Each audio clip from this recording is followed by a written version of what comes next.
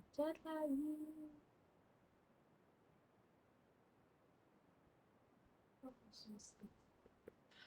Om Swastiastu, perkenalkan saya Idewa Ayu Agung Ananda Safitri dengan NIM 2002612062. Saya merupakan dokter muda di Departemen Anestesiologi dan Terapi Intensif FK Unut RSUP Sanglah periode 4 Oktober sampai 14 November 2021.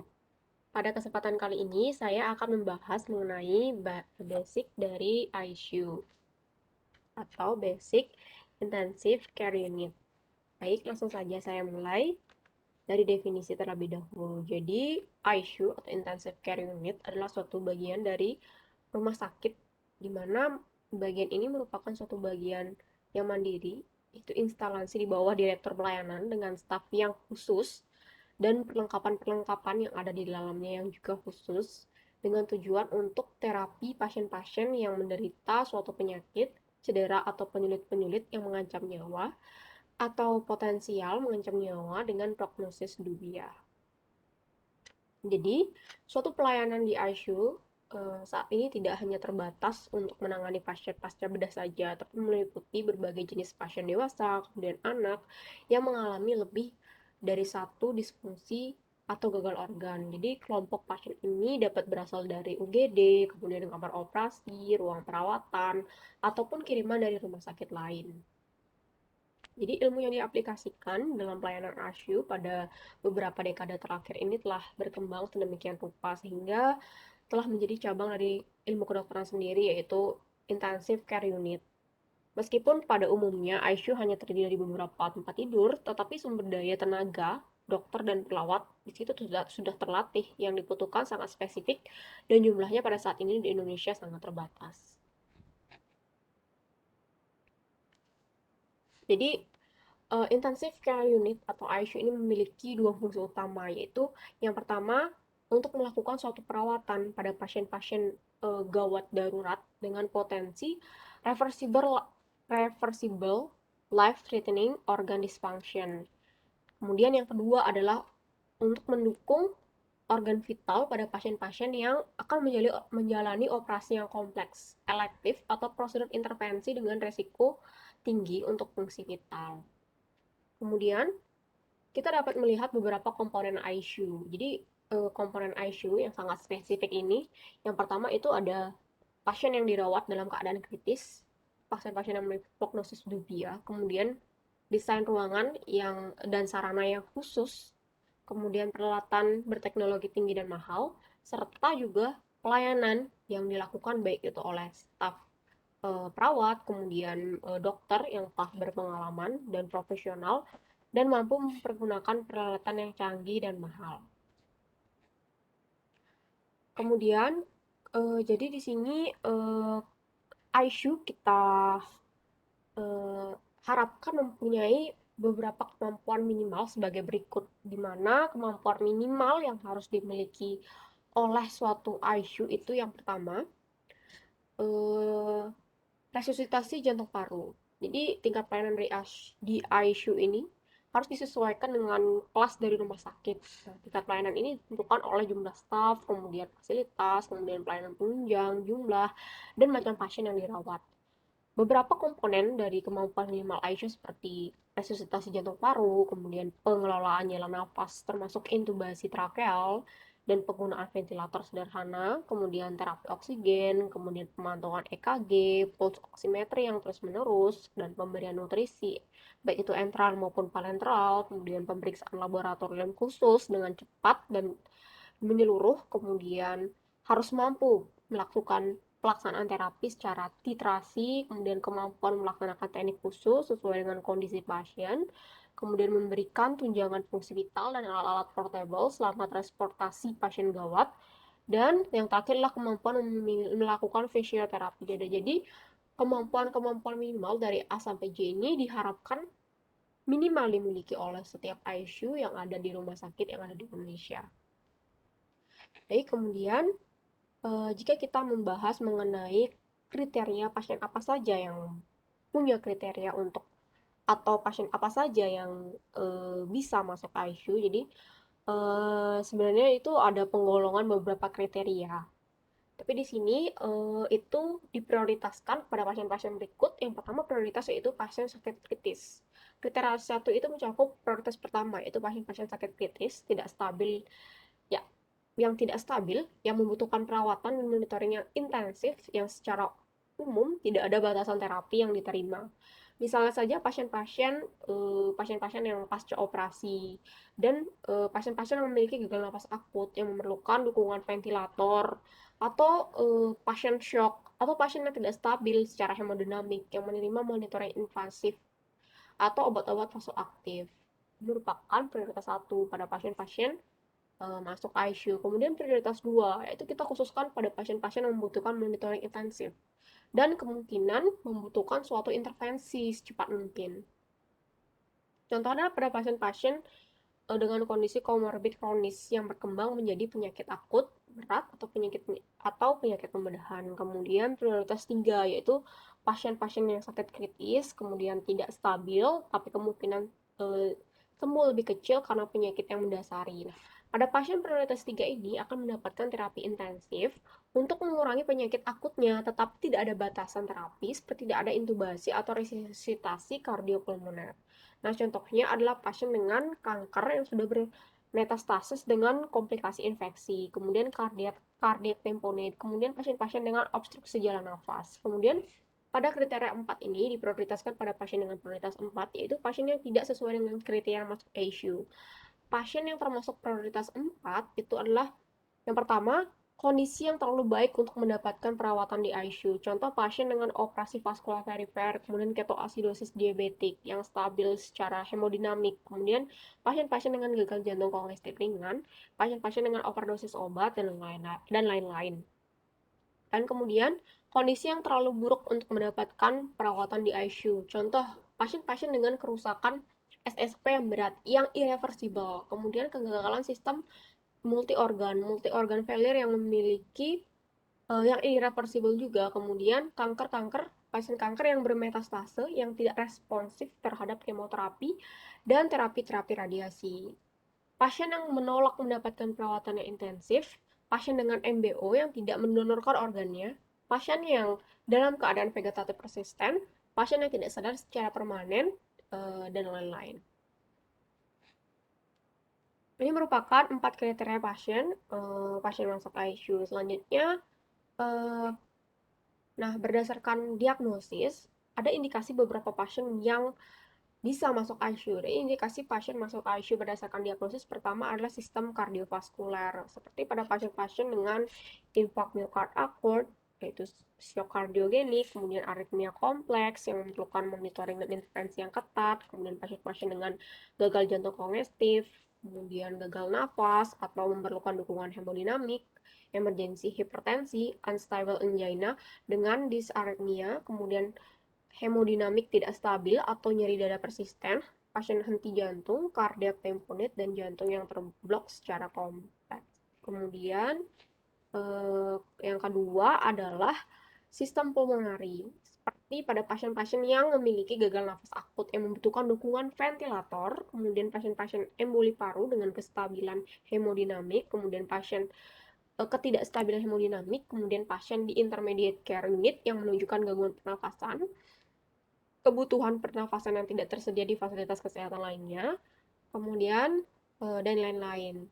Selanjutnya, pada sistem neurologi, pasien-pasien dengan stroke akut dengan perubahan status mental, kemudian pasien koma, encephalopathy et causa metabolik, kemudian pasien encephalopathy et causa toksik, anoksik, kemudian pasien-pasien dengan perdarahan intrakranial, kemudian perdarahan subarachnoid akut, kemudian meningitis dengan perubahan status mental dan gangguan pernafasan, pasien-pasien status epileptikus, pasien-pasien MBO yang akan berpotensi mati batang otak yang akan ditangani secara agresif menentukan status donasi organ, kemudian vasospasme dan pasien cedera kepala berat. Kemudian konsumsi obat dan overdosis obat, seperti konsumsi obat yang tidak stabil secara hemodinamik, kemudian konsumsi obat yang disertai dengan perubahan status mental dengan proteksi jalan nafas yang tidak adekuat, dan kejang setelah mengkonsumsi obat. Kemudian pada sistem gastrointestinal itu pada pasien-pasien yang memiliki perdarahan gastrointestinal yang mengancam nyawa, yang termasuk hipotensi, angina, perdarahan berkelanjutan atau dengan kondisi komorbid seperti gagal hati fulminan, pankreatitis parah, dan lain-lain. Kemudian pada pasien-pasien endokrin, pasien-pasien dengan kondisi ketoacidosis diabetes dengan komplikasi ketidakstabilan hemodinamik, dan pada pasien ini harus dilakukan perawatan yang intensif. Kemudian pasien-pasien dengan koma mixedema dengan ketidakstabilan hemodinamik, kemudian keadaan hiperosmolar dengan koma atau ketidakstabilan hemodinamik. Kemudian pada pasien-pasien pembedahan, pasien postoperatif yang membutuhkan pengobatan hemodinamik atau dukungan ventilator atau perawatan yang intensif. Kemudian lain-lain seperti shock septic dengan tidak stabilan hemodinamik, pengawasan hemodinamik, dan kondisi klinis yang membutuhkan asuhan perawatan di ICU. Kemudian ini merupakan indikasi pasien masuk ICU berdasarkan parameter objektif, di mana di sini tanda vital dengan pasien dengan tanda vital nadi kurang dari 40 atau di atas 150 kali per menit, tekanan darah sistolik kurang dari 80 mm air raksa atau 200 mm air raksa di bawah tekanan biasanya, MAP kurang di 60 mm Hg, tekanan diastolik di atas 120 mm air raksa, kemudian dengan RR di atas 35 kali per menit, kemudian pasien-pasien dengan temuan fisik pupil anisokor pada pasien yang tidak sadar, kemudian pasien-pasien dengan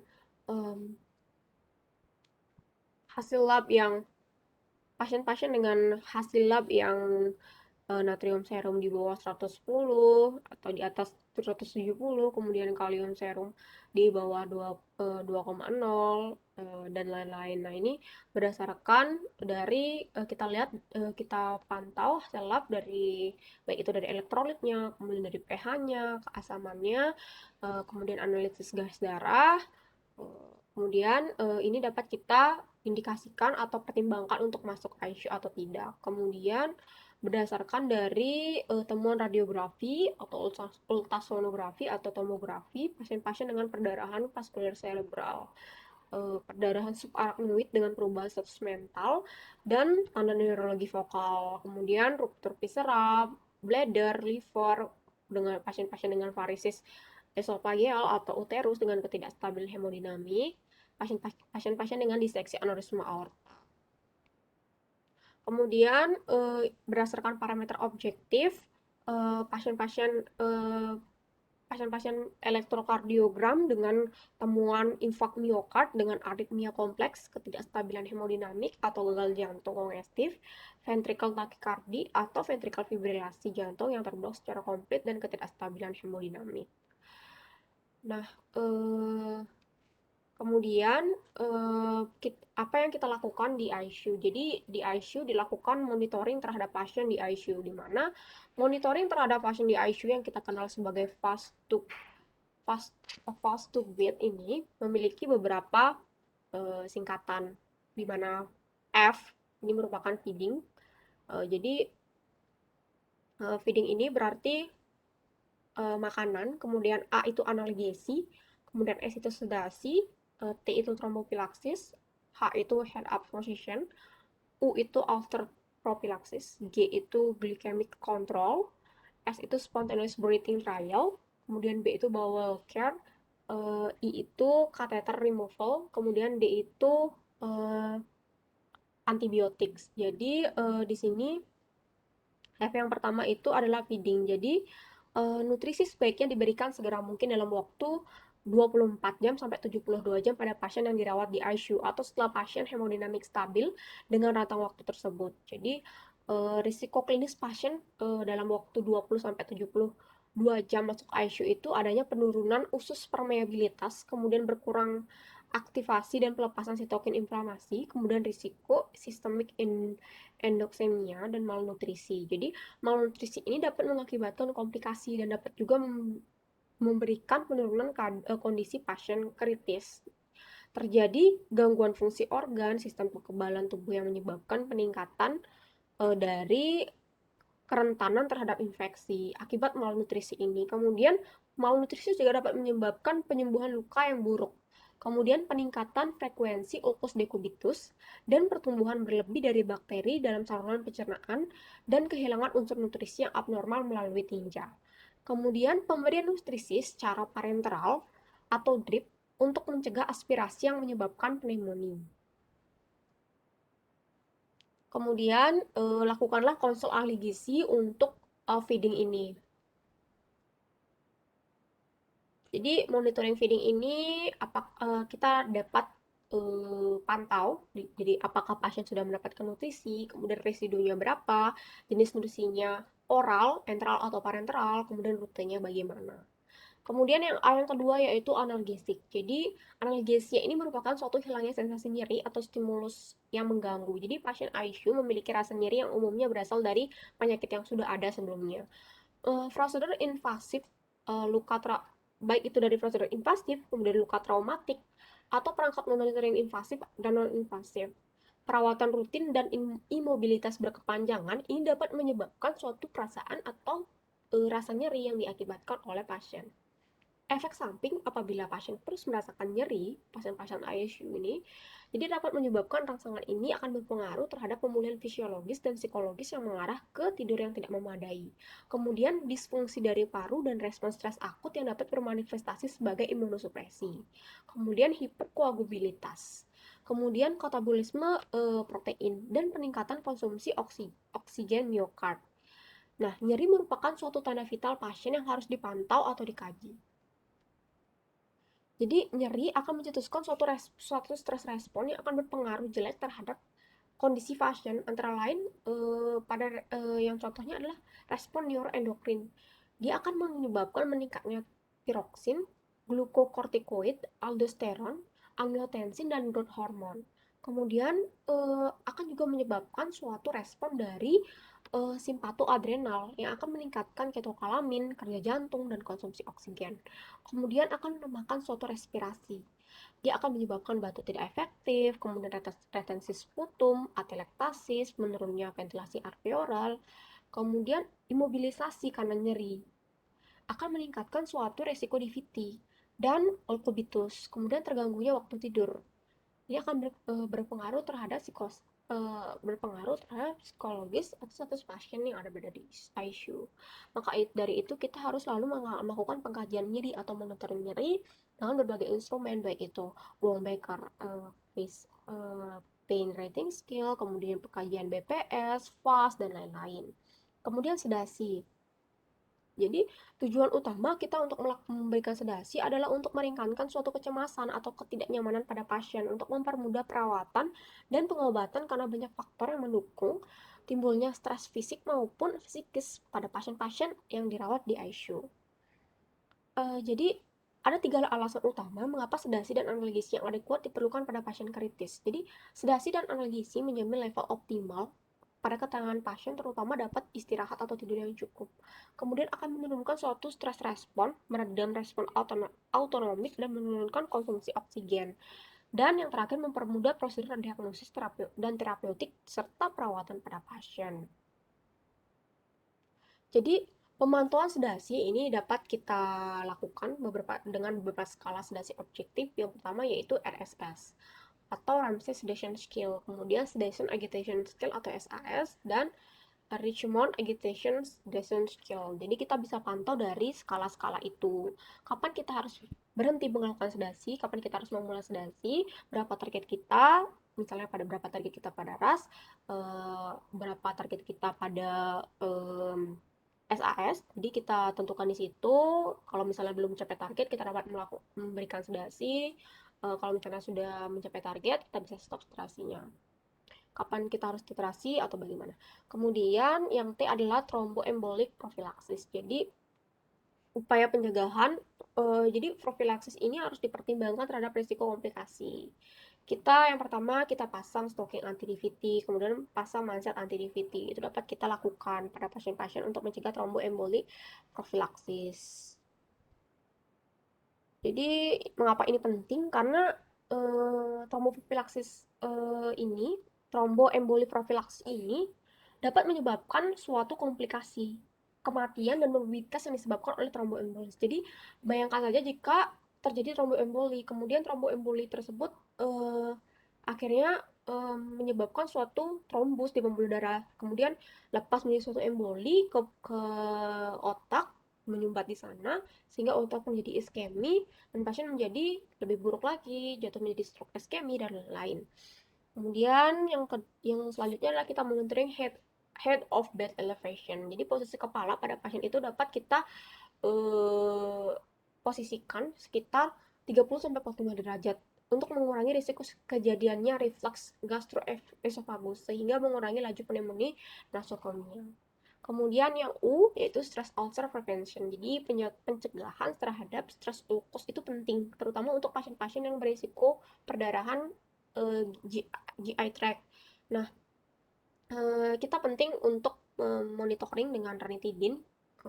Misalnya, ranitidin ini diketahui lebih efektif daripada pemberian sukrapat untuk mencegah perdarahan GI tract. Nah, kemudian G, glucose control.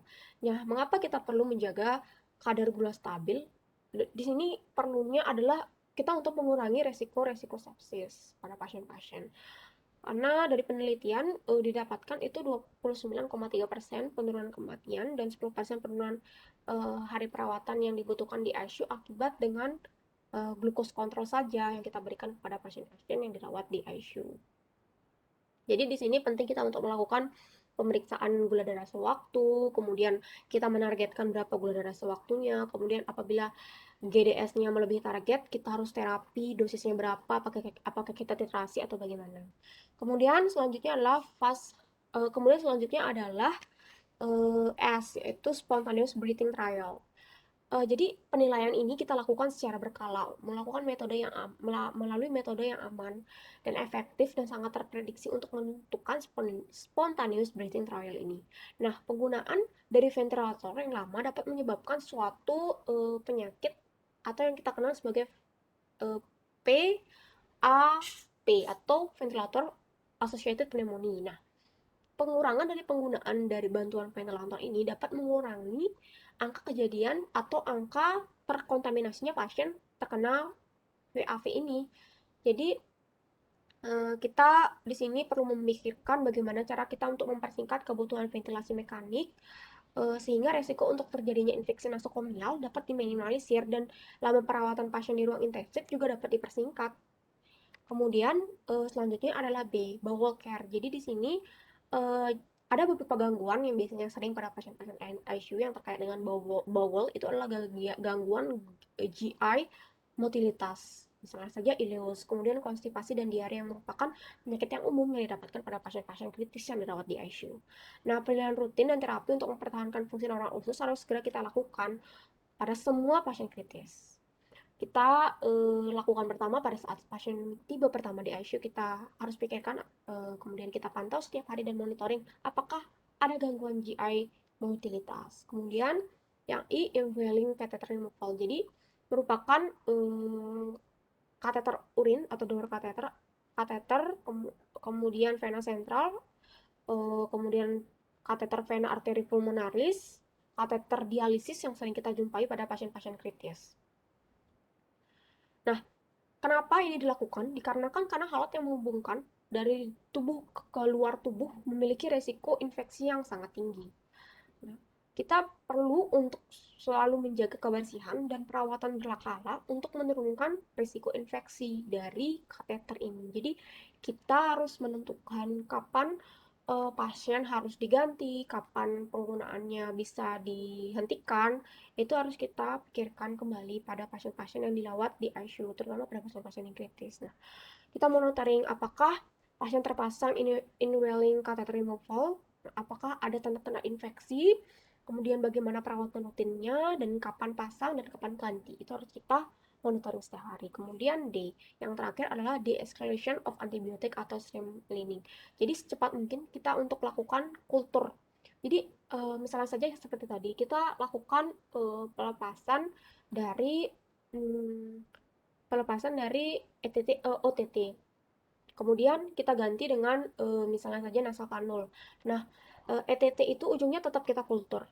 Apapun yang keluar, misalnya saja,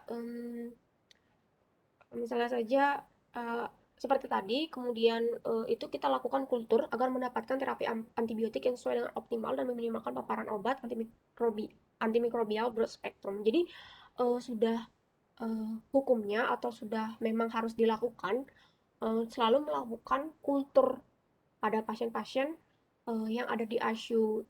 Mungkin misalnya saja tadi pelepasan dari OTT, kita lakukan kultur pada ujung OTT-nya, kemudian pelepasan pada pasien-pasien yang menggunakan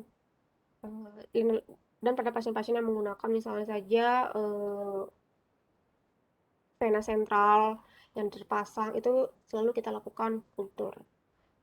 Kemudian jadi selanjutnya setelah ini kita lakukan apa sih kriteria pasien boleh keluar dari ICU. Jadi ada beberapa prioritas pasien, kapan pasien harus keluar dari ICU. Jadi di sini saya kelompokkan juga menjadi 4 kelompok pasien boleh keluar dari ICU itu.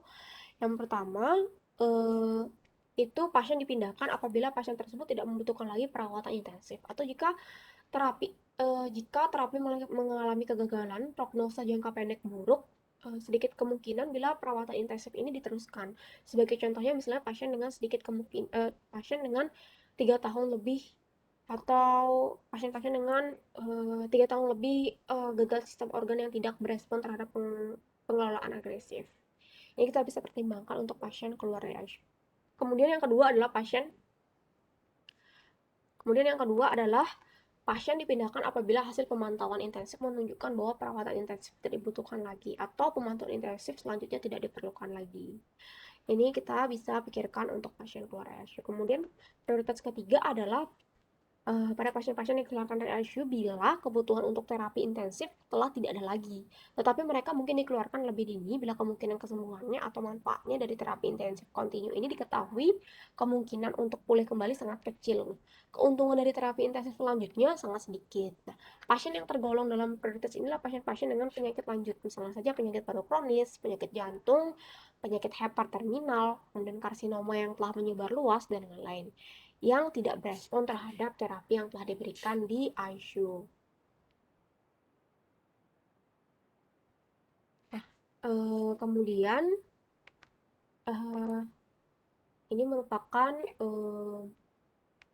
daftar pustaka yang saya gunakan. Jadi di sini saya telah menjelaskan mengenai basic ICU, yaitu mengenai definisi ICU secara umum, kemudian bagaimana kita memonitoring pasien, bagaimana kriteria masuk keluarnya pasien, baik itu berdasarkan parameter objektif, berdasarkan dari diagnosis, berdasarkan dari prioritas-prioritas pasien, dan mungkin yang lain-lain yang ada yang setelah saya sampaikan. Mungkin sekian dari hasil pemaparan saya mengenai materi ini.